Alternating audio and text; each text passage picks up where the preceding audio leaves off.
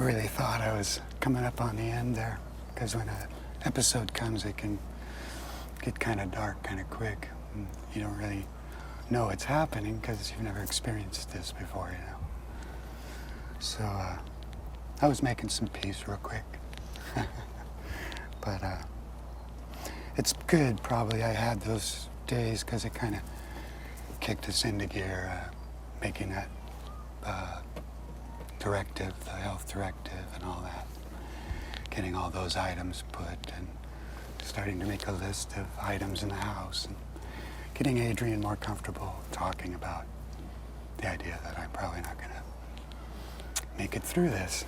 So it was good, you know, in the sense of transiting towards that final day, which I'm still fighting.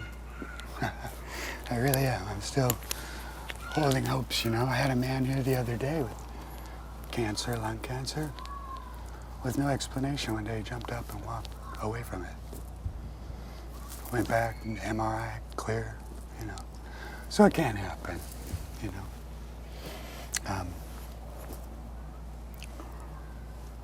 What I thought about a lot when I was down, though, was, you remember that little meditation I gave you guys?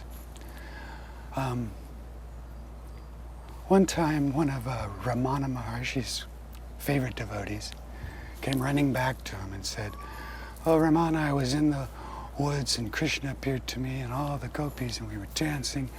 I was blissed out in a beautiful state. It was just wonderful." And Ramana looked at him and said, "Well, where's Krishna now?" And the devotee kind of humbled down and went, "Oh, yeah. Is there anything wrong with having a spiritual experience like that, like being able to dance with your favorite god, or having an experience in yoga, or having an experience doing any of the many, many spiritual practices?"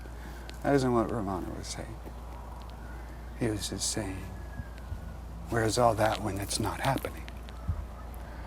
He's trying to point to what is real and what is unreal.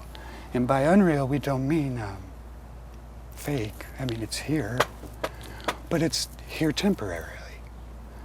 Like the state of consciousness that his devotee had in the woods. It was a state. It came, he enjoyed it, it went. Did he find liberation? No. Did he find enlightenment? No. Because the state came and went. So what Ramana was pointing to was what I was pointing to in that little meditation. You don't have to see yourself and go into like this trance where you're actually thinking you're in deep sleep. You just have to cognize the idea and meditate on the idea that when you're in deep sleep, you're not thinking, you're not dreaming, you're not feeling your body, nothing. But when you wake up, you're still there. There you are. You didn't go anywhere, but you were, for all intent and purposes, totally unaware. There is a way to keep aware through that deep sleep, but that's not my point right now. When you wake up from a dream, it seems so real. Every character seemed real. There were the physics of the dream, of the world you were in. Everything was set. And it happened in a blink of an eye. It's just amazing to us how those dreams. And then a psychologist comes along and tells you, well, you were all the characters in your dream. And you go, just playing out all these roles and having this fantastic dream, whether it was good or bad or whatever. It's an experience. It was a dream. Well, we keep inviting you to wake up. Wake up.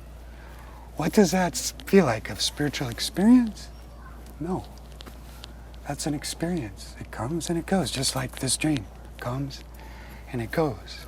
When we say wake up, it's just like waking up from a dream you're having at night, when you realize that you are all these characters, that there's only one true self, and everyone you're looking at is playing a part in your dream, and you're playing a part in their dream. And it's this beautiful, beautiful happening. Waking up from it, not because it's bad and we want to run away from it. Too many people get hurt in life and then think, life sucks and I got to run away from it. Dive into it. We want to wake up in life. I mean, what good is it?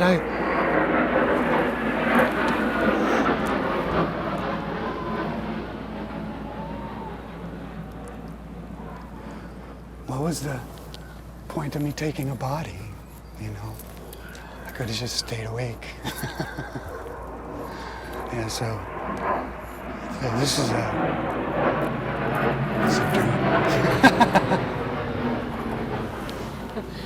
A very fast dream. Those are very fast dreams jetting by.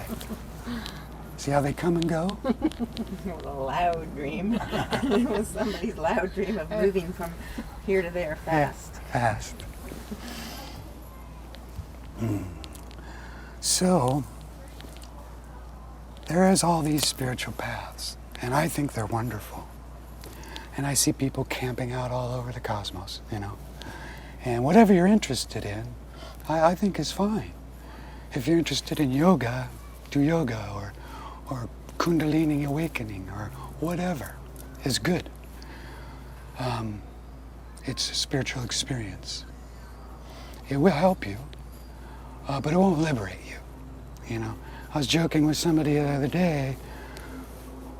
Why do people sit with their teachers for 10, 20, 30 years? Well, basically because they never believed them.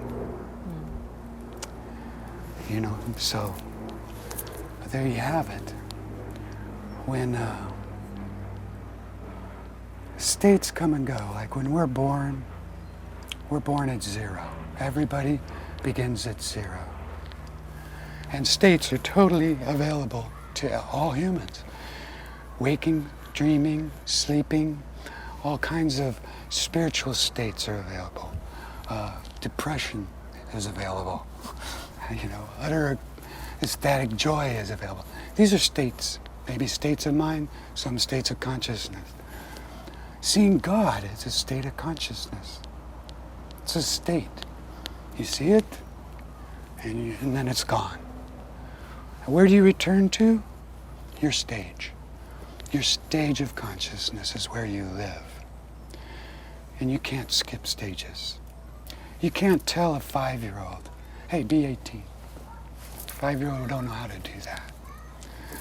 So I think this would bring a lot of patience and a lot of understanding, and an ability to work with each other if we understood that we're all at different stations in life. That we all have different world views, and rightly so. It's not a mistake. You know, you start out in the primordial soup. You crawl out of a cave. Things evolve slowly, so there's all these stages of human development. Now these have to be gone through. These can't be skipped. You have to go through all these stages. Whereas states, on the other hand, they're freewheeling. They're available to all of us. So somebody at a very egocentric, say, stage of development can see God. But they're going to have a very egocentric, or a very ethnocentric, wherever they're at. That would be their interpretation of that state. So just because somebody saw God doesn't mean they're interpreting it correctly, or maybe they are, for them, in their worldview. But it's their worldview. And then add to that cultural contextuality. Some people see 6-armed goddesses.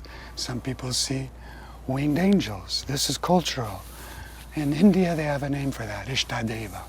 So God appears to you as you would be able to see or comprehend. Because it's you, after all. It's just being kind to yourself, after all. It's just trying to draw you home. So, if you have spiritual practices, I'm saying do them. But if you're looking for liberation and for freedom, for what they call enlightenment, which to me is more just your natural state. then these practices are really of no use. I can't say they're of use, but not when you finally want to understand and ask that final question, which needs no book, no apparatus. It doesn't need a yoga. It doesn't need a technique, a system, or anything.